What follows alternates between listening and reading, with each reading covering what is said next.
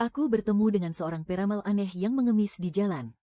Setelah dia menghabiskan semangkuk nasi, tuan itu berkata, "Kau punya takdir seorang permaisuri." Menurutku, bahkan jika tuan itu merendahkan diri demi sesuap nasi, dia melakukannya dengan terlalu berlebihan. Bagaimanapun juga, aku hanyalah seorang penjual tahu. Siapa sangka, di kemudian hari aku benar-benar menjadi permaisuri. Aku adalah putri dari keluarga penjual tahu di ujung barat jalan. Mimpi terbesar dalam hidupku hanyalah ketika para sarjana terpelajar itu, para pemenang ujian negara, melewati jalanan dengan menunggang kuda. Mereka sudi melirikku walau sekilas. Ibuku selalu berencana untuk menikahkanku dengan putra keluarga Jagal Zhang di sebelah. Keluarga Jagal Zhang itu kaya raya. Putranya bertubuh besar dan kekar. Seorang pekerja yang sangat ulet. Kalau aku menikah dengannya, pertama, aku tak perlu khawatir tak bisa makan daging. Kedua, aku akan menjadi seorang nyonya besar. Jauh lebih baik daripada hanya menjadi si cantik penjual tahu. Tapi, aku tak mau menikah dengan putra Jagal Zhang. Karena aku ini penakut.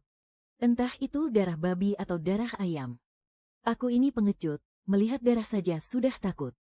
Di ujung timur jalan, ada seorang sarjana. Tak peduli angin maupun hujan. Setiap hari ia akan menyusuri jalan yang panjang. Datang ke kedaiku untuk membeli tahu. Aku merasa, mungkin dia menaruh hati padaku. Setiap kali aku bilang begitu pada ibu, ibuku pasti akan mencibir. Tertarik padamu, hah? Ibu lihat dia itu cuma sarjana miskin yang kere. Beli rumah saja tidak mampu. Makanya setiap hari cuma bisa makan tahu. Kita di rumah membuat dan menjual tahu. Bukankah kita juga setiap hari makan tahu? Apa itu artinya keluarga kita juga miskin dan kere? Memangnya, enakan mana, daging atau tahu? Tentu saja tahu. Dasar bodoh kamu ini. Hahaha. Meskipun begitu, aku tetap saja menantikan sarjana itu datang membeli tahu. Tahu harganya 2 koin wen sepotong. Aku hanya memintanya 1 koin. Dan memberinya setengah mangkuk susu kedelai gratis. Sisa 1 koinnya, aku pakai untuk memintanya mengajariku menulis. Karakter pertama yang diajarkan sarjana itu adalah aku. Karakter ini membuat kepalaku pusing. Tetapi sarjana itu berkata, "Kalau karakter aku saja tidak bisa kau pelajari, bagaimana kau bisa belajar menjadi manusia?" Baiklah, perkataannya ada benarnya. Maka hari itu, aku menyalakan lampu minyak dan menulis sampai larut malam. Barulah aku bisa menulis karakter aku dengan cukup pantas. Karakter kedua yang diajarkan sarjana itu kepadaku adalah manusia. Aku senang sekali. Karakter manusia hanya 1 goresan ke kiri dan 1 ke kanan. Ternyata begitu sederhana. Sarjana itu berkata lagi, menjadi manusia itu sederhana. Yang sulit adalah kesalahannya. Baiklah, dia kan seorang sarjana. Apapun yang dikatakannya pasti benar. Sarjana itu datang setiap hari. Dia hanya tidak datang pada tanggal 1 dan 15. Aku bertanya padanya apa yang dia lakukan pada tanggal 1 dan 15. Dia tidak mau bilang. Pokoknya, akan bagus sekali kalau sarjana itu lulus ujian menjadi pejabat tertinggi. Nanti, saat dia lewat dengan menunggang kuda, tidak akan sesederhana hanya saling bertatapan mata denganku. Tokoku bahkan bisa memasang papan nama toko tahu sang juara. Entah pada hari apa. Yang jelas bukan tanggal 1 atau 15. Sarjana itu tidak datang. Aku menunggunya sangat lama. Menjaga di dalam toko. Sampai Xiao Jingniang berkata, mungkin dia salah ingat hari. Keesokan harinya, sarjana itu tetap tidak datang. Tidak peduli bagaimana seseorang bisa salah ingat hari. Tidak mungkin salah sampai 2 hari. Pada hari ketiga, aku membungkus 3 potong tahu dengan daun pisang. Bersama dengan setengah mangkuk susu kedelai. Lalu melewati jalan yang panjang ke ujung timur untuk mencari rumah sarjana itu. Rumah sarjana itu kosong melompong. Tidak ada apa-apa. Tetangganya bilang dia sudah meninggal. Dia sudah. Bagaimana bisa dia mati? Demi Nona Ruyi dari Wisma Angin musim semi. Dia berkelahi dengan seorang tuan muda. Aku dengar dia mati terbunuh. Nona Ruyi dari Wisma Angin Musim Semi adalah seorang primadona. Dia hanya menerima tamu pada tanggal 1 dan 15. Mendengar itu, air mataku rasanya mengalir ke dalam hati. Ternyata ibuku benar. Cendekiawan itu datang membeli tahu setiap hari. Bukan karena dia tertarik padaku. Dia hanyalah seorang miskin yang sok pintar. Bukan cuma miskin dan sok pintar. Dia juga bodoh. Cendekiawan itu kurus kering seperti lidi. Tentu saja dia langsung mati sekali pukul, kan? Kuseka air mataku dengan kasar. Lalu aku berlari ke Wisma Angin Musim Semi. Kamu, gadis liar entah dari mana. Berani-beraninya meniru para tuan muda ingin bertemu sang primadona pagi-pagi buta. Nona Ruyi sedang melayani tamu di dalam. Apa dia mau menemuimu atau tidak, itu urusan lain. Tunggu saja dulu. Aku menunggu dari pagi hingga malam tiba. Kakiku sampai kesemutan, baru akhirnya aku bertemu dengan Nona Ruyi. Dia cantik sekali. Mengenakan gaun berwarna merah muda teratai. Di sisi lain rambutnya tersemat sekuntum bunga sutra putih polos. Saat dia bergerak, aroma anggrek yang wangi langsung menusuk hidung. Aku menunduk melihat baju kain kasarku. Ruyi tumbuh secantik ini. Pantas saja cendekiawan itu menyukainya. Teringat akan cendekiawan itu, aku pun merasa sedih. Sambil menarik napas dalam-dalam, kuserahkan barang yang ada di tanganku. Aku datang untuk cendekiawan itu. Semasa hidupnya, dia suka makan tahu dari kedai kami. Tapi, dia lebih menyukaimu. Barang-barang ini tadinya akan kuberikan untuknya. Sekarang dia sudah tiada, tidak ada yang menginginkannya lagi. Jadi, kuberikan ini untukmu, bersama dengan setengah mangkuk susu kedelai. Tolong cicipi ini semua untuknya. Kalau kau memang menyukai cendekiawan itu, ambisi di bawah kuasa, pasti juga akan sangat senang. Tangan Ruyi yang indah bak giok itu diwarnai rona merah. Sebuah gelang giok hijau menggantung di pergelangan tangannya yang memerah. Tiba-tiba, segenggam tahu disodorkan ke tangannya. Ekspresi di wajahnya campur aduk. Dia membuka mulutnya sedikit. Hatiku terasa sedih. Aku bergegas lari sebelum dia sempat bicara. Aku tertahan cukup lama di paviliun Chunfeng. Aku harus kembali ke Gang Barat sebelum Xiao Jing. Satu-satunya cara adalah melewati jalan pintas. Jalan pintas itu sepi dan penuh semak belukar. Aku berlari kecil ketakutan di bawah sinar rembulan. Tak sengaja, aku melihat sesuatu di bawah cahaya bulan. Sekelompok orang berbaju hitam. Mereka mengepung seorang pria bertopeng berbaju putih dengan pedang. Pria berbaju putih itu jelas sangat hebat. Orang-orang berbaju hitam mengeroyoknya, tetapi tetap tidak bisa mengalahkannya. Mereka bertarung mati-matian. Aku bersembunyi di balik sudut tembok, kepalaku pusing karena takut. Seorang pria berbaju hitam ditendang hingga terlempar oleh si pria berbaju putih. Dia terlempar tepat di dekat kakiku. Darah mengalir dari bawah tubuhnya. Darah itu mengular menjadi sungai kecil. Mengalir hingga ke kakiku. Membasahi sepatu kainku. Aku mencoba menahannya sekuat tenaga. Tetapi aku tidak tahan lagi. Pandanganku menggelap, entah sudah berapa lama waktu berlalu. Aku disadarkan oleh cubitan seseorang. Saat aku sadar, pertarungan telah berakhir. Orang-orang berbaju hitam tergeletak di mana-mana. Pria bertopeng dengan baju putih itu. Bajunya kini merah berlumuran darah.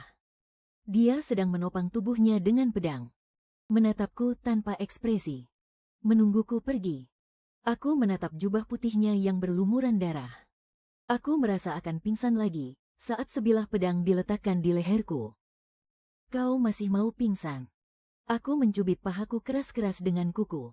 Aku tidak akan pingsan lagi. Aku membawa 3 potong tahu putih, dan pergi keluar untuk mencari sang sarjana. Saat malam tiba, aku membawa pulang seorang pria berjubah putih yang berlumuran darah. Ibu membuka pintu. Baru melirik sekilas, beliau sudah mau menjerit. Tapi, aku sudah menahan diri berada di dekat pria berlumuran darah ini. Selama setengah malam, tiba-tiba melihat ibu yang sepertinya tidak tahan lagi. Aku mendahuluinya pingsan di pelukan ibu. Saat aku sadar kembali, hari sudah terang benderang. Toko tidak buka. Ibu sedang merendam kacang di halaman. Di kamar paviliun barat, pria berjubah putih itu terbaring. Oh, bukan jubah putih lagi. Dia sudah berganti dengan pakaian kain kasar milik ayah. Hanya saja, dia masih mengenakan topeng peraknya. Aku berlari ke halaman dan bertanya pada ibu apa yang terjadi. Kemarin setelah kau pingsan, pria itu membantu ibu memindahkanmu ke tempat tidur. Coba kau pikir, kau itu belum menikah. Bagaimana bisa seorang pria asing? Sayangnya, fokusku salah total dan aku malah bertanya. Siapa namanya? Apa dia mengancam ibu dengan pedangnya? Ibu memutar bola matanya. Tidak. Soal dia, lebih baik kita berdua tidak banyak tahu. Semakin sedikit, semakin baik. Coba kau lihat apa dia sudah bangun. Kalau sudah, suruh dia cepat pergi. Aku pun berlari lagi ke kamar pavilion barat. Si jubah putih. Untuk sementara, aku akan memanggilnya begitu. Pedangnya ia jadikan bantal di bawah kepala. Dia tidur dengan sangat pulas. Setelah memperhatikannya sejenak, aku merasa bosan. Aku mengambil sebuah buku dari bawah ranjang dan mulai membacanya. Cendekiawan itu tidak mengajariku banyak huruf. Setiap kali bertemu huruf yang tidak kukenal, aku menggantinya dengan kata lingkaran. Anak kecil lingkaran mempelajarinya, bukankah itu lingkaran? Ada lingkaran dari lingkaran jauh datang, bukankah itu menyenangkan? Aku membaca seperti itu selama beberapa saat. Pria di ranjang itu menghela napas. Akhirnya dia tidak tahan lagi. Bawa kemari, biar aku yang mengajarimu membaca. Aku membanting buku ke atas meja. Aku senang sekali. Pria berjubah putih itu sudah sadar. Caraku membaca buku sepertinya telah membangunkannya. Sulit sekali. Sebenarnya, pria berjubah putih itu sama sekali tidak bisa pergi. Lukanya tidak ringan. Kalau bukan karena ini, dia tidak akan membutuhkanku untuk memapahnya. Agar bisa cepat-cepat pergi dari jalan kecil itu. Masalahnya, dia tidak mau pergi. Aku dan ibu tinggal di sebuah halaman kecil pribadi. Bagaimana mungkin kami bisa menyembunyikan seorang pria dewasa? Apalagi dia seorang pria. Masalah ini sangat mudah diselesaikan. Pria berjubah putih itu menghunus pedangnya lagi. Menunjukkan bahwa meskipun lukanya sangat parah, tapi mengambil beberapa nyawa masih semudah membalikkan telapak tangan. Aku dan ibu tidak bisa berkata-kata lagi. Kami hanya berpikir untuk segera menyembuhkan dewa ini.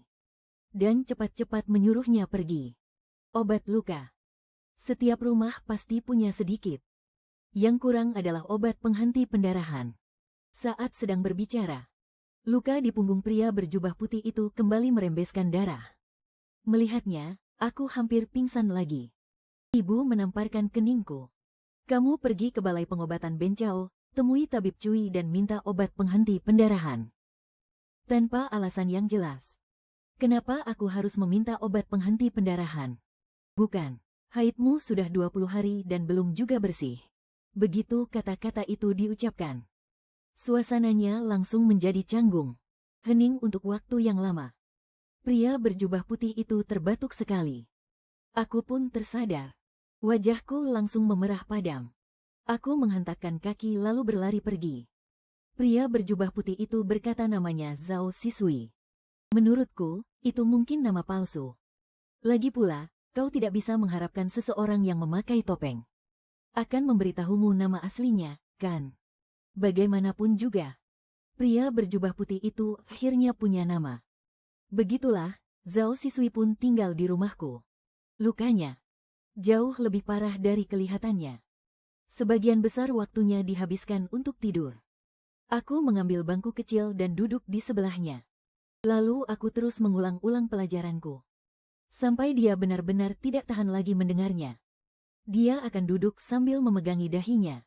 Lalu mengajariku 1 atau 2 huruf. Tak lama, kami menemukan masalah baru. Merawat Zhao Sisui ini ternyata hanya buang-buang makanan saja. Ibuku tidak terima. Kita ini janda dan anak yatim, 2 wanita lemah. Untuk apa kami menghidupi laki-laki sepertimu? Pakaianmu bagus begitu. Berikan saja liontin giok atau cincinmu itu. Biar kami tukarkan dengan uang untuk biaya pengobatanmu. Zhao Sisui berkata. Barang-barang yang dia kenakan bukan barang sembarangan. Jika salah satunya dibawa keluar, Misalnya barang itu tiba di rumah gadai pada pagi hari. Maka pada sore harinya musuh-musuhnya sudah akan menyerbu halaman kecil kami. Bukan hanya itu. Zhao Sisui juga memaksa agar kami membakar pakaiannya yang berlumuran darah. Lalu, liontin giok miliknya dan cincinnya dikubur di bawah akar pohon di halaman. Ini sama saja seperti mengemis di atas gunungan emas. Saat ibu menggiling kedelai dengan penggilingan batu di halaman, dia sering menatap dengan tatapan yang buas dan seolah ingin membunuh ke arah akar pohon itu, seolah ingin melubanginya dengan tatapan matanya. Saat suasana hati ibu sedang buruk, apapun yang kulakukan pasti akan dimarahi. Memecahkan sepotong kecil tahu saja aku dimarahi. Makan nasi satu suap lebih banyak juga dimarahi. Rasanya, bernapas pun salah. Aku berpikir, cedera tulang dan otot butuh 100 hari untuk pulih. Kalau Zhao Sisui tinggal di rumah kami selama 100 hari, bukankah aku akan dimarahi ibu selama 100 hari berturut-turut? Itu mengerikan sekali. Minum susu kedelai setiap hari tidak akan cukup. Sebaiknya buatkan dia sup tulang saja, supaya dia cepat sembuh dan lekas pergi. Maka, aku mengambil semua koin tembaga yang kusimpan selama bertahun-tahun dan mengeluarkannya semua. Tapi setiap hari aku pergi ke rumah jagal Zhang, membelikan tulang untuk Zhao Sisui. Aku bersandar di tepi ranjang, melihat Zhao Sisui minum sup tulang. Setiap kali dia menelan, aku menghitungnya dalam hati. 1 keping tembaga, 2 keping tembaga, 3 keping tembaga. Mungkin tatapanku terlalu tajam, sehingga Sisui tidak bisa melanjutkan minum setelah beberapa teguk. Bagaimana kalau kau minum sedikit juga? Aku mengangguk bingung. Setelah beberapa teguk, aku juga tidak bisa minum lagi. Menurutmu, kita berdua minum sup tulang di sini, sementara ibu minum susu kedelai di halaman. Apa itu tidak terlalu baik? Zhao Sisui setuju. Maka, pemandangan aneh pun terjadi. Aku dan ibu, dua wanita lemah, merawat seorang pria yang menjadi beban. Tapi hidup kami malah menjadi semakin baik. Di rumah, kami minum sup tulang setiap hari. Setengah bulan berlalu. Aku meraba perutku yang sekarang memiliki sedikit lapisan lemak. Aku termenung. Perkataan ibu memang benar. Daging memang lebih enak daripada tahu. Minum sup tulang setiap hari juga menimbulkan masalah baru. Dulu, Tuan Cendikiawan setiap hari datang ke toko kami untuk membeli tahu. Aku salah mengira kalau dia tertarik padaku. Sekarang, giliranku yang setiap hari pergi ke rumah jagal Zhang untuk membeli daging. Putranya, Zhang Daniu, pasti mengira aku tertarik padanya. Hari ini saat aku pergi membeli tulang sumsum, Kak Daniu memberiku 2 potong sumsum tulang tambahan. Aku memegang mangkuk, makan tanpa merasakan apa-apa. Akhirnya, aku meletakkan mangkukku dengan sangat cemas. Aku berkata pada Zhao Sisui, sepertinya aku akan segera menikah. Tangan Zhao Sisui yang sedang menjepit tahu itu gemetar. Sepotong tahu jatuh ke atas meja. Aku merasa sayang melihatnya. Aku mengulurkan sumpitku, mengambilnya, lalu memakannya. Kau akan menikah dengan siapa? Menikah dengan Kak Daniu. Siapa itu Kak Daniu? Maka, aku pun mulai menceritakannya pada Zhao Sisui dari awal. Aku bercerita tentang Zhang Tuhu, tentang sang cendekiawan, tentang Ruyi dari paviliun angin musim semi, tentang cinta pertamaku yang baru bersemi, lalu mati seketika. Di depan ibu, aku malu untuk menangis. Tapi di hadapan Zhao Sisui, aku menangis sejadi-jadinya tanpa harga diri. Aku menelungkup di meja sambil terisak-isak. Aku hampir pingsan karena menangis. Katakan padaku, apa Ruyi memang secantik itu? Apa semua laki-laki suka dengan tipe yang seperti itu? Saat emosi memuncak, aku lupa siapa Zhao Sisui. Lupa bahwa dia punya pedang yang bisa membunuh. Aku benar-benar menganggapnya sebagai sang cendekiawan. Dengan sangat berani, aku mencengkeram kerah bajunya dan mendekatkan wajahku tepat di depan matanya. Sambil menangis aku berkata, lihat aku baik-baik. Apa kurangnya aku dibandingkan Ruyi? Kau memang tidak tahu mana yang berharga. Setelah puas menangis, aku teringat Ruyi mengenakan gaun kasa berwarna merah muda pucat. Lalu kulihat pakaianku sendiri yang terbuat dari kain kasar.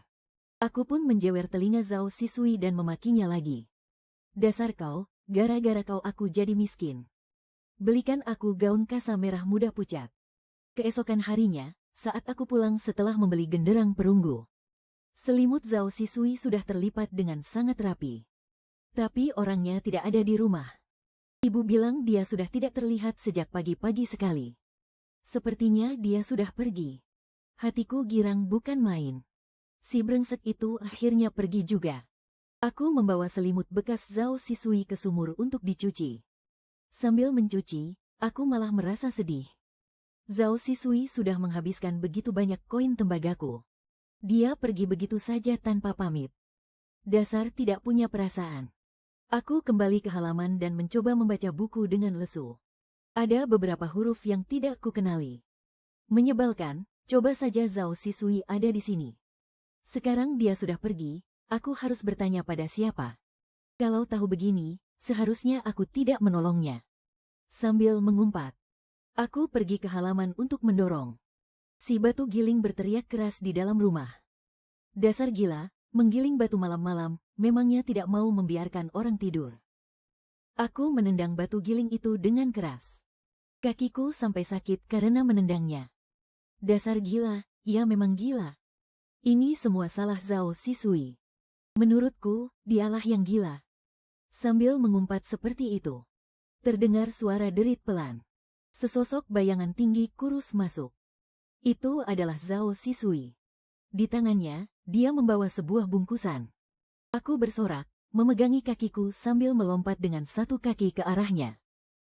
Kamu sudah kembali. Aku kembali berkacak pinggang dan memarahinya. Oh, jadi kamu masih tahu jalan pulang, ya? Zhao Sisui berkata. Kalau aku tidak kembali, aku takut kamu akan memakiku gila. Memangnya kamu tidak gila? Dalam hati, aku kembali memakinya. Setelah menenangkan diri, aku bertanya, kamu pergi kemana? Aku pergi ke paviliun angin musim semi untuk bertemu Ruyi. Gila, gila, gila, gila, gila. Dengan pipi menggembung karena marah, aku hendak melompat kembali sambil memegangi kakiku. Tetapi Zhao Sisui malah tertawa terbahak-bahak. Dia memegang kedua lenganku dan memutarku kembali menghadapnya. Lalu menyodorkan bungkusan di tangannya kepadaku. Sambil mengacak-acak rambutku, aku pergi menemui Ruyi. Mata si cendekiawan itu buta. Ya, dia memintaku untuk memeriksanya. Ruyi bahkan tidak secantik dirimu. Rok kain kasa warna merah muda lotus yang kamu inginkan sudah kubelikan untukmu. Aku termangu memeluk bungkusan itu. Aku hanya merasakan telingaku berdengung keras. Itu adalah detak jantungku. Ada ribuan cara untuk menyukai seseorang. Dulu, aku menyukai si cendekiawan. Aku berharap dia datang setiap hari untuk membeli tahu. Sekarang, Zhao Sisui tinggal di rumah kami setiap hari. Tetapi aku justru berharap dia tidak selalu muncul di hadapanku. Alasannya sangat sederhana. Orang seperti Zhao Sisui, aku tidak akan sanggup menanganinya. Dia bisa menggunakan pedang. Dia bisa membunuh orang. Sebuah liontin gioknya mungkin bisa membeli seluruh jalanan ini. Yang lebih penting lagi, aku bahkan tidak tahu seperti apa wajahnya. Dalam hati, aku memaafkan diriku sendiri. Lin Xiao, kamu ini payah sekali. Hanya karena sebuah gaun kain kasa berwarna merah muda lotus. Kamu sudah bisa ditaklukkan. Di rumah kami, ada 2 bangku panjang untuk makan. Ibu badannya besar. Dia menempati satu bangku sendirian. Aku dan Zhao Sisui di bangku yang satunya. Dulu, aku tidak merasa ada yang aneh. Tapi sekarang, saat duduk di samping Zhao Sisui, aku selalu merasa dia seperti seikat kayu bakar. Tak bisa disentuh, sekali sentuh langsung terasa panas. Aku membawa mangkukku dan mendekat ke ibu. Ibu sedang mengelap keringatnya. Jangan menghalangiku. Lalu aku harus kemana? Aku diam-diam melirik Zhao Sisui. Sambil membawa mangkuk nasiku yang kecil. Dengan enggan aku duduk di ambang pintu. Untuk makan. Ibu mengetuk mangkuknya dengan sumpit. Lin Xiao, kenapa kamu lari jauh-jauh ke sana? Aku beringsut pelan ke samping Zhao Sisui dan duduk. menjaga jarak yang sangat jauh darinya. Setengah bokongku sampai menggantung di luar. Zhao Sisui tidak berkata apa-apa. Dia menghabiskan nasinya dengan tenang. Lalu dengan tenang berdiri untuk mengambil sup. Dan dia membiarkanku jatuh terjengkang begitu saja. Zhao Sisui. Kamu sengaja. Zhao Sisui membungkuk dan langsung menarikku berdiri. Nada bicaranya terdengar begitu khawatir. Kenapa bisa ceroboh sekali? Aduh. Aku bahkan tidak sadar. Ternyata kamu duduk sejauh itu. Lihat, ini semua salahku. Cepat kemari dan duduklah, model. Kenapa ada orang semenyebalkan ini di dunia? Kalau saja bukan karena dia. Dengan senyuman yang tak bisa ia tahan di sudut bibirnya itu. Aku pasti sudah percaya kalau dia benar-benar peduli padaku. Aku membuka buku catatan. Kurang. Zhao Sisui duduk di sebelah, dengan santai meminum teh. Seluruh tubuhnya seolah-olah berteriak, aku di sini. Cepat, tanyai aku. Siapa juga yang mau bertanya padanya? Aku melototinya dengan tajam. Paman biksu lari ke halaman untuk mengurus ampas kacang hijau. Di dalam rumah, di mana-mana ada Zhao Sisui. Di pavilion barat, ada dia. Di dapur, ada dia. Di halaman pun ada dia. Hanya di toko saja dia tidak ada. Jadilah aku setiap hari dari pagi sampai malam harus tinggal. Di dalam toko. Aku menjual tahu. Aku menjual tahu seharian penuh. Aku benar-benar benci setengah mati pada Zhao Sisui. Semangkuk sup tulangku banting ke atas meja. Membuat isinya bergejolak dan tumpah setengah mangkuk. Membuat Sisui menatapku dengan bingung. Lihat apa? Lihat. Makan saja kalau mau, tidak juga tidak apa-apa. Apa aku berbuat salah padamu? HMPH, menurutmu bagaimana? Keluarga Bibi Wang akan menikahkan putrinya. Mengundang ibuku untuk datang ke perjamuan. Bibi Wang dan ibuku sudah saling kenal sejak kecil. Mereka juga menikah dalam waktu yang berdekatan. Keduanya sudah bersaing selama separuh hidup mereka. Meskipun aku tidak tahu apa yang perlu mereka bandingkan. Tetapi, selama itu menyangkut urusan Bibi Wang. Ibuku selalu bersemangat luar biasa. Contohnya seperti sekarang. Ibuku menatapku, semua jadi serba salah di matanya. Katanya, si Wang Chunhua saja sudah mau menikah. Lihat dirimu ini. Kudengar menantu laki-lakinya bekerja di kantor pemerintahan. Kamu seharian lewat kantor pemerintahan berapa kali? Kenapa tidak membawakanku seorang menantu yang bekerja di sana? Bukan aku. Aku tidak. Aku seharian di rumah menjual tahu. Pakaian apa yang kamu pakai ini? Sama sekali tidak terlihat seperti perempuan. Kamu pergi ke perjamuan, apa tidak bisa dandan sedikit? Biar ibu punya muka sedikit. Aku kan bukan pengantin, kenapa harus dandan? Lagi pula, aku mengikat ujung celanaku agar lebih mudah mendorong penggilingan. Saat aku sedang berpikir begitu, kudengar ibu berkata, bukankah kamu baru membeli rok baru? Pakai saja yang itu. HMPH, putri yang kulahirkan ini. Tentu saja lebih cantik dari putri yang dilahirkan Wang Chunhua. Bukan aku yang beli, itu dari Zhao. Aku baru saja mau menjelaskan. Ibu sudah mendorongku dari belakang. Cepat sana ganti bajumu. Rok kain kasa berwarna merah muda pucat itu memang cantik. Tapi karena yang membelinya adalah Zhao Sisui, aku merasa sangat tidak nyaman memakainya. Ibu sama sekali tidak peduli aku nyaman atau tidak. Di perjamuan, sekelompok bibi-bibi mengerumuniku sambil terus berceloteh. Ibuku berbicara dengan penuh semangat. Bersulang ke kiri dan ke kanan.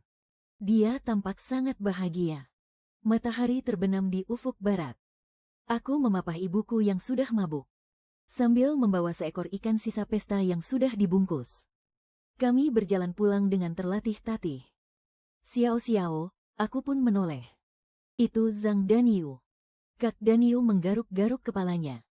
Matanya terus melirik ke arahku. Hei, ternyata kamu dan Bibi tahu.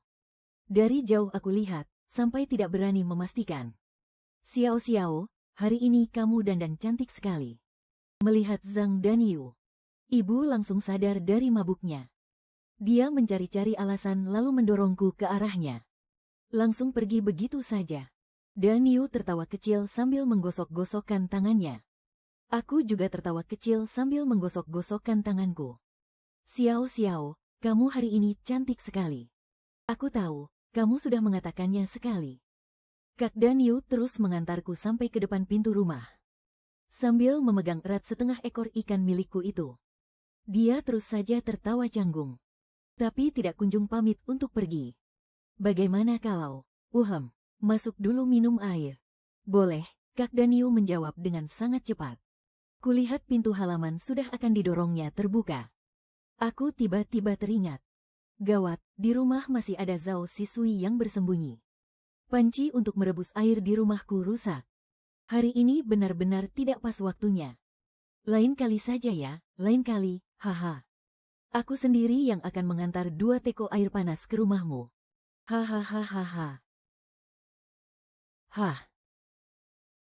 Akhirnya berhasil juga menyuruh Zhang Danyu pergi. Kaget sekali aku. Zhao Sisui, kamu ini gila ya? Berdiri di depan pintu tanpa bersuara. Hah. Kamu menghindariku tapi masih memakai baju yang kuberikan. Pergi jalan-jalan dengan Zhang Danyu. Apa dia marah ya? Bicaralah. Kamu mau makan ikan? Ini sengaja kubawakan untukmu. Kenapa hari ini tidak ada sup tulang? Kamu tidak pergi membeli daging. Buat apa minum sup tulang? Minum 2 teko air panas saja sudah cukup. Oh ya, Ibu, tolong rebuskan 2 teko air untukku. Nanti akan kuantar ke rumah Kak Danyu. Zhao Sisui tiba-tiba berdiri untuk mengambil nasi. Aku pun terjatuh keras ke lantai. Zhao Sisui berjongkok, ingin membantuku berdiri. Aku menepis tangannya. Tengah malam, aku terbangun dari tidur karena lapar. Sambil memegangi perutku yang keroncongan. Aku pun mengumpat. Zhao Sisui keparat. Dengan pasrah aku bangun dan pergi ke dapur untuk mencari sisa makanan. Halaman gelap gulita. Hanya ada setitik cahaya lampu yang menenangkan hati. Setitik cahaya lampu. Itu adalah rumah Zhao Sisui. Apa yang dia lakukan tengah malam begini, bukannya tidur. Aku mengendap-endap mendekat. Aku bersembunyi di dekat dinding, diam-diam mengintip dari celah pintu Zhao Sisui. Zhao Sisui berdiri membelakangiku. Seorang pria berbaju hitam berlutut di lantai. Dia sedang melaporkan sesuatu pada Zhao Sisui. Tentang tugas yang diperintahkan oleh tuannya. Bawahanku sudah menentukan. Siapa itu?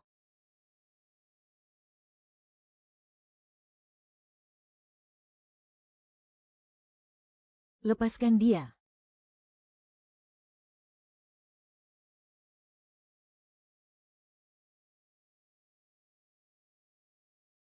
Jangan takut. Tidak apa-apa. Aku baru saja berpikir kalau Zhao Sisui adalah orang baik. Tapi kemudian kulihat dia membaringkanku di tempat tidur. Menyelimutiku seadanya. Lalu pergi begitu saja. Zhao Sisui pergi begitu saja. Orang itu hampir membunuhku. Zhao Sisui si bajingan. Zhao Sisui, si tak tahu balas budi. Kau benar-benar keterlaluan. Aku tidak mau bicara denganmu lagi. Kenapa kau menangis? Leherku sakit sekali. Aku baru saja pergi merebuskan telur untukmu. Pergi kau, bajingan. Aku tidak mau melihatmu lagi. Itu tidak boleh. Kenapa tidak boleh? Pertama kali bertemu, kau mengancamku dengan pedang. Kau juga sengaja membuatku terjatuh. Kau tidak mengizinkanku makan. Kau bahkan mau membunuhku, padahal aku tidak tega padamu. Lagi pula, aku tidak melarangmu makan. Zhao Sisui, ambilkan aku air. Air panas. Ya, iyalah. Kau ini tidak ada habisnya, ya. Hahaha, Lin Xiao Xiao. Senang sekali bisa bertemu denganmu. Karena satu kalimat, Lin Xiao Xiao. Senang sekali bisa bertemu denganmu. Aku dengan mudahnya memaafkan Zhao Sisui. Hari-hari kembali berjalan seperti biasa. Tapi aku tahu, Zhao Sisui sepertinya akan segera pergi. Lukanya membaik dengan sangat jelas. Aku membantunya mengganti perban. Saat membuka kain kasanya, daging baru berwarna merah muda sudah tumbuh di punggungnya. Aku harus pergi. Besok pagi-pagi sekali. Taoshan. Liontin giok yang terkubur di halaman itu, gunakan sebagai tanda. Setiap bulan, kau bisa menukarkannya dengan 50 tael perak di pegadaian Huitong. Maaf sudah merepotkanmu. Hamba sangat berterima kasih. 50 tael perak. Aku dan ibu bahkan tidak akan habis memakainya dalam setahun. Dan Zhao Sisui bilang, setiap bulan 50 tael. Aku menyelamatkan nyawa Zhao Sisui. Dan sebagai gantinya, aku mendapatkan kemewahan dan kekayaan seumur hidup. Ikutlah denganku. Apa kau tidak bisa tinggal? Zhao Sisui tidak berkata apa-apa. Dia hanya menepuk kepalaku dengan lembut. Kukira, takdir seperti ini mungkin disebut saling melupakan di dunia persilatan. Malamnya, aku terus gelisah dan tidak bisa tidur. Akhirnya, aku membawa kursi ke halaman untuk mendinginkan diri. Banyak sekali bintang di langit. 1, 2, 3, 4, 5, 6, 7, 8 bintang. Sama seperti Zhao Sisui yang tinggal di rumahku. 1, 2, 3, 4, 5, 6, 7, 8 hari. Gila, benar-benar gila. Aku sudah gila. Lin Xiao Xiao. Aku sudah gila. Kenapa dia terlihat lebih tampan dari Ruyi? Zhao Sisui, kau seharusnya menjadi primadona di paviliun angin musim semi. Boleh saja. Apa kau akan datang menemuiku di tanggal 1 dan 15? Seorang sarjana muda dipukuli sampai mati. Apa kau ingin menuntut keadilan untuknya? Ah, tentu saja aku mau. Tapi yang memukulinya sampai mati adalah Tuan Muda Sijia. Hukumnya, nyawa dibayar nyawa. Biar aku yang lakukan ini. Aku tiba-tiba menyadari. Orang yang duduk di sampingku ini. Bukan lagi orang yang dulu berebut sup tulang denganku. Dia bukan lagi Zhao Sisui. Dia adalah pembunuh berpedang di bawah sinar rembulan. Pria berjubah putih, sebenarnya siapa namamu? Tiba-tiba dia tertarik. Dia mematahkan sebatang ranting. Meraih tanganku dari belakang. Lalu mencelupkan ranting itu ke air. Dia menulis 2 aksara. Namaku adalah Shen Zhao. Shen Zhao pergi. Dia pergi selama lebih dari setengah tahun. Dengan rahmat langit, Kaisar menitahkan. Putra kedua kekaisaran, Shen Zhao, diangkat sebagai putra mahkota. Putri dari Cui Qingquan, Cui Xiao, diangkat sebagai putri mahkota. Wakil Menteri Keuangan dan putranya, atas kejahatannya telah dijatuhi hukuman mati. Hukuman pancung dilaksanakan segera. Zhao Sisui adalah Shen Zhao. Shen Zhao adalah putra mahkota. Zhao Sisui adalah putra mahkota. Zhao Sisui akan menikah. Aku tidak tahu harus pergi kemana lagi. Berputar-putar tanpa tujuan, aku kembali lagi ke paviliun angin musim semi. Hari ini, dandanan Ruyi sangat sederhana dan anggun. Aku merasa gelisah memikirkannya. Apakah karena sarjana itu? Mungkin kamu tidak akan percaya kalau kuceritakan. Tapi aku sama sekali tidak mengenalnya. Setiap tanggal 1 dan 15 penanggalan bulan, dia selalu datang menemuimu. Aku ini cantik dan juga berbakat. Orang yang datang menemuiku pada tanggal 1 dan 15 selalu banyak. Kalau begitu, bukankah sarjana itu mati sia-sia? Hari itu, di dalam kamar. Saat aku sedang diganggu oleh Tuan Muda Wei. Dia tiba-tiba pergi begitu saja sambil membanting pintu, katanya ada urusan mendadak. Baru keesokan harinya aku tahu. Telah terjadi pembunuhan. Lihatlah, ada orang yang mati demi aku. Padahal aku bahkan tidak tahu siapa namanya. Sampai hari itu kau datang mencariku. Aku baru tahu kalau yang mati untukku adalah seorang sarjana. Tadinya kukira pemain sandiwara itu tak punya perasaan. Tapi tak kusangka ternyata ceritanya seperti ini. Dunia ini tidak baik. Kau mau keluar? Aku akan menebusmu. Keesokan harinya, aku membawa liontin giok itu ke pegadaian Huitong. Liontin giok itu kugadaikan. Ditukar dengan 1.800 liang. Lunas dalam sekali bayar. Tangan pemilik toko berhenti di atas sempoa. Dia mengangkat kepala menatapku. Dari luar kelihatannya sangat meyakinkan. Tapi hanya aku yang tahu. Sebenarnya, hatiku sangat tidak yakin.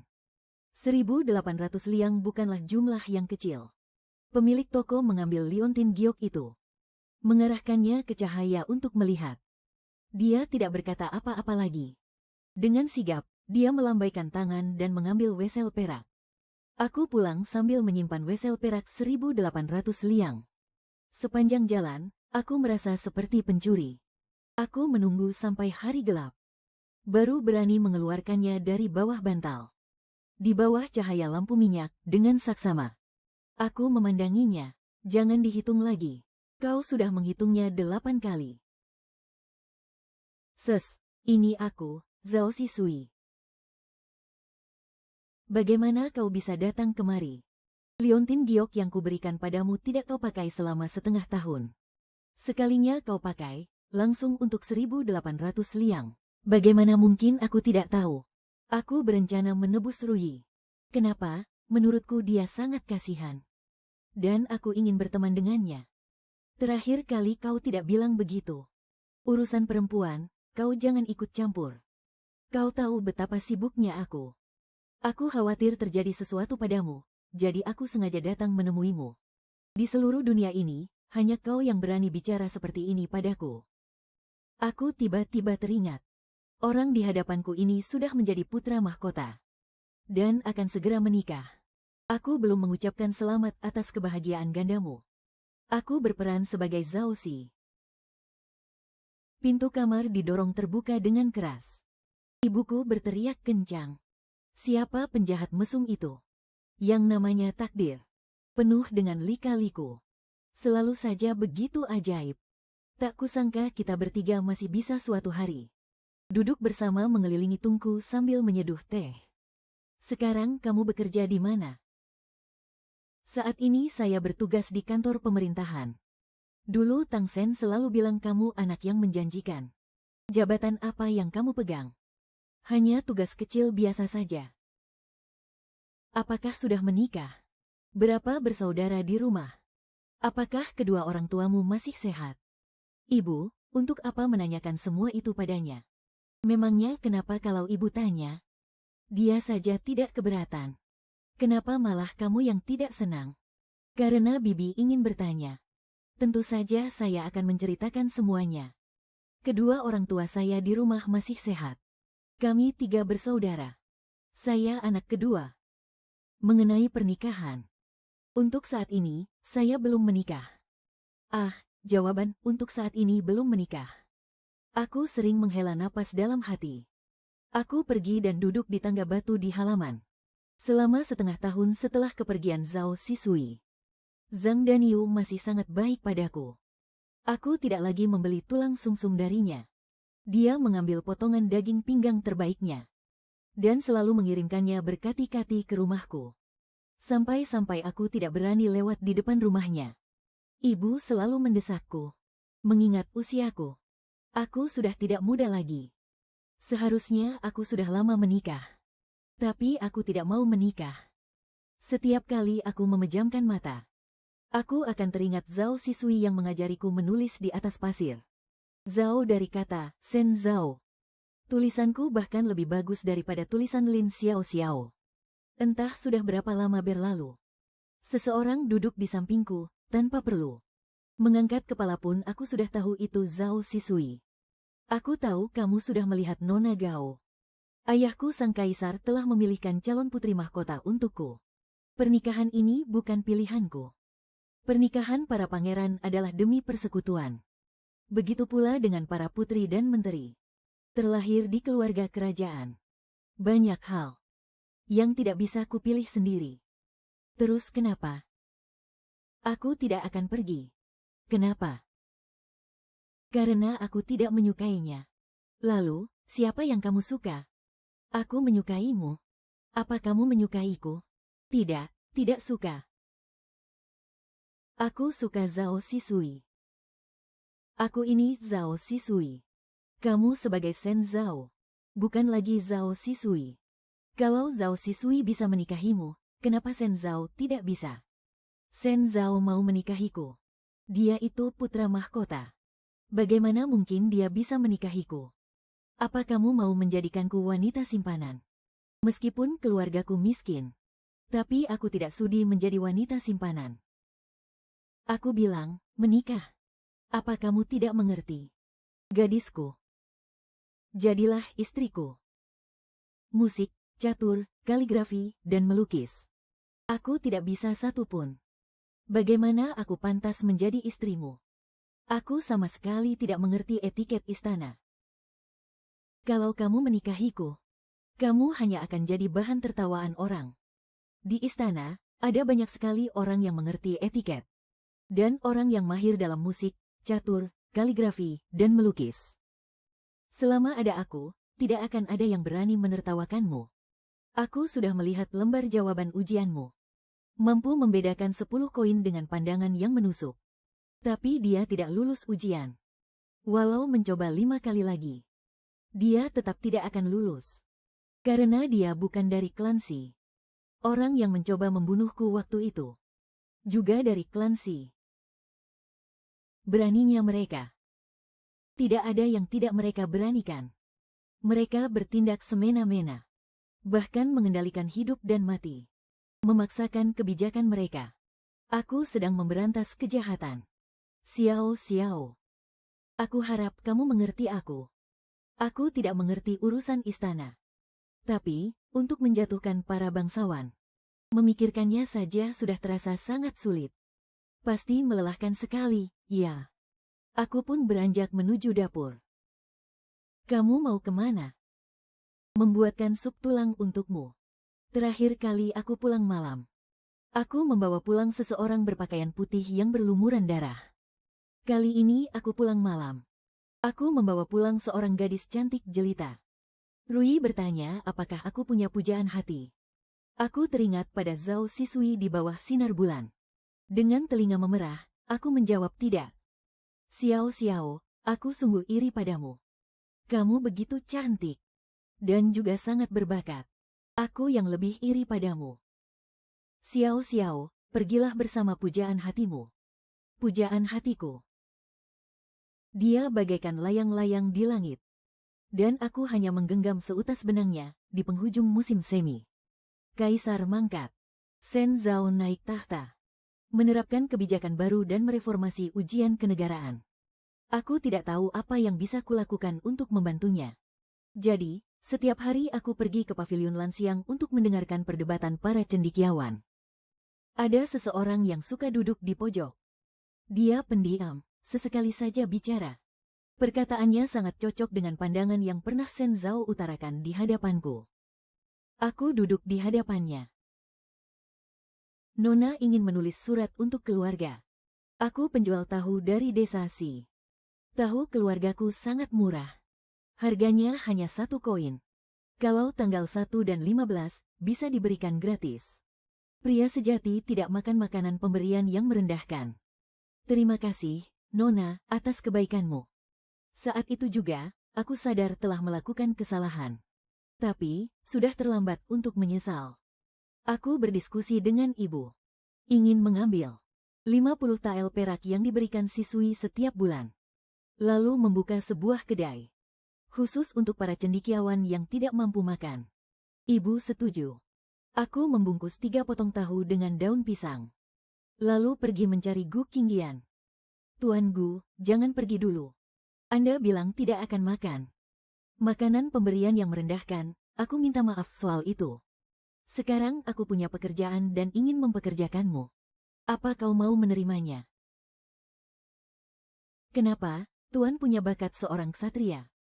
Tapi tidak bisa mengelola sebuah kedai makan kecil. Ayah Gu Qingyan setuju. Kedai kami pun buka begitu saja, seadanya. Ibuku menarik Gu Qingyan dan menanyakan 3 pertanyaan lama itu lagi. Kakak sudah bertunangan. Ada berapa saudara di rumah? Apakah kedua orang tuamu masih ada dan sehat? Apa ada seseorang yang kau sukai? Hanya saja. Aku belum menyatakannya. Haha, gadis dari keluarga mana? Dia gadis dari keluarga yang baik. Tunggu sampai aku lulus ujian negara tahun depan. Aku akan pergi menikahinya. Keesokan harinya, saat setengah sadar dan setengah bermimpi, aku samar-samar melihat seseorang duduk di samping tempat tidur. Aku tersenyum padanya. Dia juga tersenyum padaku. Aku terkejut dan sadar ini sepertinya bukan mimpi. Kapan kau datang? Kakak, kau tidak perlu ke istana besok pagi. Pergi. Aku hanya melihatmu tidur sebentar, lalu aku akan pergi. Mau naik untuk bicara sebentar. Kita belum menikah. Ini tidak pantas. Apa kamu jadi lebih gemuk? Siapa yang gemuk? Kamu yang gemuk, dasar gila. Hahaha, mungkin aku memang sudah gila. Aku suka sekali dimarahi olehmu.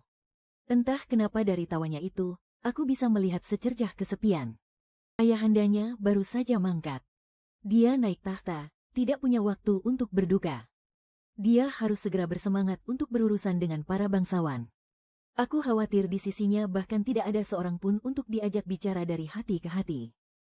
Aku bertemu dengan seseorang. Namanya Gu Qingyan. Dia sangat berbakat. Nanti untuk urusan di istana. Mungkin dia bisa membantumu. Aku ingat. Setelah mengantar Shen Zhao pergi, pikiranku teralihkan untuk memperhatikan pergerakan di kamar ibu. Namun tanpa kuduga, di sudut tembok halaman, ada seseorang berdiri diam tanpa suara. Itu Gu Qingyan. Musim semi tahun berikutnya, hasil ujian diumumkan. Gu Qingyan lulus sebagai peringkat kedua. Aku menyuruhnya, saat parade berkuda nanti, untuk berputar 2 kali lebih banyak di depan toko tahu keluargaku. Tuan Gu, sekarang Anda sudah lulus dengan gemilang. Kapan Anda akan menikahi pujaan hati Anda? Tidak jadi menikah. Kenapa? Aku datang terlambat. Saat seorang pria pergi mengikuti ujian, wajar jika gadis yang menunggunya tidak bisa menunggu lalu menikah. Itu adalah hal yang biasa terjadi. Kamu jangan cemas. Aku akan meminta ibuku untuk membantumu mencarikan jodoh. Umurku beberapa tahun lebih tua darimu. Sekarang, aku ingin mengangkatmu sebagai adikku. Apakah kamu bersedia? Hah? Gu Qingyan menjadi pejabat yang sangat berdedikasi. Sepanjang tahun dia mengubur dirinya dalam tumpukan berkas. Kenapa kamu bekerja begitu keras? Aku ini hanya orang biasa. Jangan harap bisa jadi pejabat tinggi. Fu Qingyan berjuang mati-matian. Shen Zhao juga berniat menekan para klan bangsawan. Keduanya langsung akrab. Hanya dalam waktu setahun, Gu Qingyan sudah menjadi pejabat peringkat 4. Shen Zhao menerapkan kebijakan baru, melemahkan kekuatan para klan bangsawan. Shen Zhao diracun di dalam paviliun peristirahatan. Kondisinya antara hidup dan mati. Apa maksudnya ini? Perkara kaisar yang diracun ini telah dirahasiakan oleh beberapa menteri kepercayaan. Ini adalah kabar yang kudapatkan secara rahasia. Aku dengar kaisar yang baru ini menerapkan kebijakan baru dan membela kita rakyat jelata. Aku sangat mengaguminya. Kakanda, bisakah kau membawaku untuk menemuinya? Apa kau punya semacam tanda bukti? Tuan, dia benar-benar melihatnya. Dia tahu hubunganku dengan Shen Zhao. Aku mengeluarkan Liontin Giok peninggalan Shen Zhao. Dengan adanya Liontin Giok itu, segalanya jadi lebih mudah. Fu Qingyan merencanakan agar aku menyamar sebagai Kasim kecil dan mengikutinya masuk ke istana. Aku bilang aku tidak mau pergi. Aku memintanya untuk membantuku mengantarkan Liontin Giok ini ke sisi Shen Zhao. 5 hari kemudian, Fu Qingyan membawa kabar baru.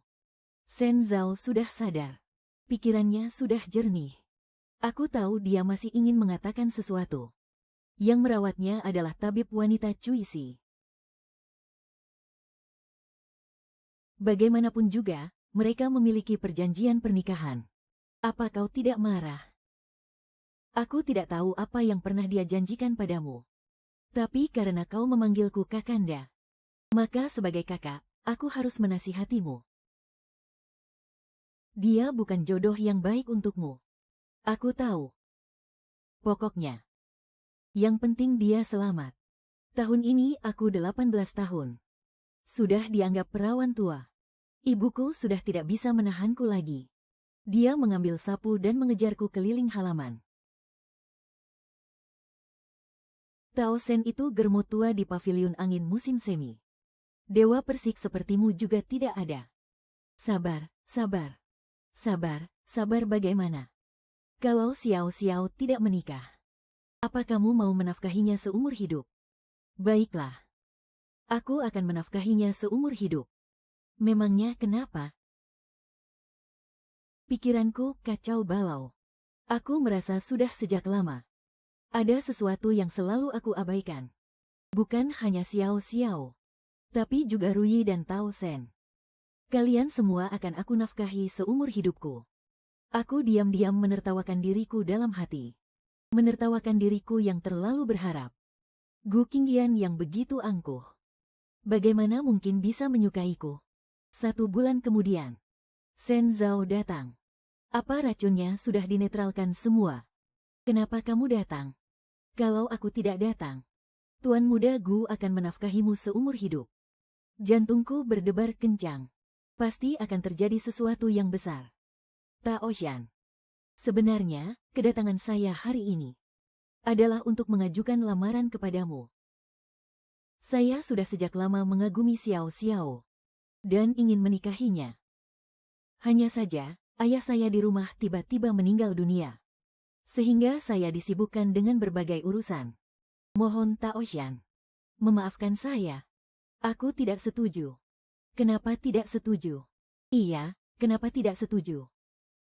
Selama bertahun-tahun ini, aku memang memikirkanmu. Tapi, pada akhirnya aku hanyalah seorang penjual tahu. Masuk ke istana untuk menjadi permaisuri. Terdengar sangat-sangat jauh. Memangnya kenapa kalau menjual tahu? Menurutku, menjual tahu itu sangat bagus. Memangnya kenapa kalau menjual tahu? Aku juga merasa menjual tahu itu sangat bagus. Masuk istana apa? Tahu kenapa? Kalian sedang membicarakan apa? Ibu. Shen Zhao adalah kaisar saat ini.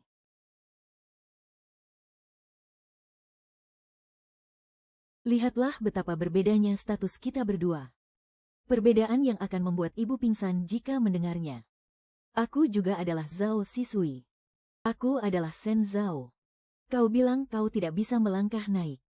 Aku bersedia turun untuk menjemputmu. Aku akan berjalan turun 99 langkah. Kenapa kau tidak bersedia melangkah naik 1 langkah saja? Aku memang menyukaimu. Tapi, kau adalah seorang kaisar. Cinta kita berdua, jika dibandingkan dengan negara ini, pada akhirnya, itu terlalu kecil.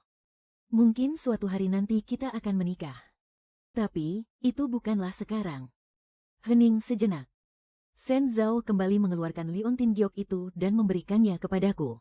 Kau urus dulu pelarianmu dengan baik. Mengenai urusan kita, bisa kita bicarakan pelan-pelan nanti. Saat fajar mulai menyingsing, aku meninggalkan sepucuk surat, menggendong tasku, lalu berjalan ke arah selatan. Aku melihat para pengungsi, melihat para penguasa lokal yang menindas rakyat, melihat penginapan licik di pinggiran kota, melihat petani di sawah, melihat para gadis nelayan bernyanyi di kolam teratai. Di tahun ke-63, aku akhirnya berhenti di Jiangnan. Pohon dedalu di tepi jalan mulai bertunas. Aku menyewa sebuah rumah dengan halaman, mengajari gadis-gadis desa yang tidak mampu untuk belajar membaca. Aku mengajari gadis-gadis itu. Aksara pertama yang kuajarkan adalah aku. Kak Xiaosa, aksara ini sulit sekali. Kalau tidak bisa menulis, bagaimana aku bisa jadi orang yang berguna? Di desa ini ada seorang pemburu. Mungkin karena berterima kasih aku telah mengajari keponakannya membaca aksara. Setiap hari raya dia selalu membawakan sesuatu ke rumahku. Li Xiaoji. Aku memandangi 2 angsa liar yang dibawanya. Sebenarnya, aku ini sudah pernah menikah. Di usiaku yang sekarang, bukankah wajar kalau aku sudah pernah menikah? Suamiku yang dulu itu bernama Zhao Sisui. Aku memberinya seorang putra dan seorang putri. Baru-baru ini aku bertengkar dengannya. Makanya aku kabur dari rumah. Pada akhirnya, pemberontakan pun pecah di istana. Kini, aku sibuk mengemasi semua barang-barangku. Bersiap untuk kembali ke ibu kota di utara. Sepanjang jalan ku dengar, entah bagaimana Gu Qinglian bahkan berhasil meraih prestasi militer. Dia naik pangkat lagi. Sekarang dia adalah pejabat tinggi tingkat 2. Sedangkan untuk Shen Zhao, keluarga-keluarga bangsawan memberontak. Dia membatalkan pertunangannya yang diatur secara rahasia. Kaisar baru sudah bertakhta selama 6 tahun, tetapi belum juga menikah. Hal itu membuat para tetua di istana cemas setengah mati. Sampai akhirnya aku tiba di pos pemberhentian terakhir sebelum ibu kota. Aku yang kelelahan karena perjalanan jauh pun beristirahat. Belum genap 1 jam. Aku terbangun oleh derap langkah kuda yang gemuruh. Shen Zhao berjalan terhuyung ke arahku, sambil menangis terseduh. Dia mencengkeram bahuku erat-erat. Seolah takut aku akan terbang dan menghilang. Kau bilang, kita akan bicara lagi. Kenapa kau pergi bertahun-tahun lamanya? Tanpa mengirim sepucuk surat pun. Aku menoleh ke belakang, pada orang-orang yang pendiam itu. Zipao, Ibu, dan Ruyi sedang duduk di dalam sebuah tanduk kecil. Di belakang mereka ada pengawal kerajaan yang berjaga ketat. Hahaha. Tengah malam begini masih belum tidur. Dasar tidak waras. Kalau kau memberiku 2 angsa liar, aku baru mau duduk dan bicara baik-baik denganmu. Bicara, berapa lama? Mungkin seumur hidup.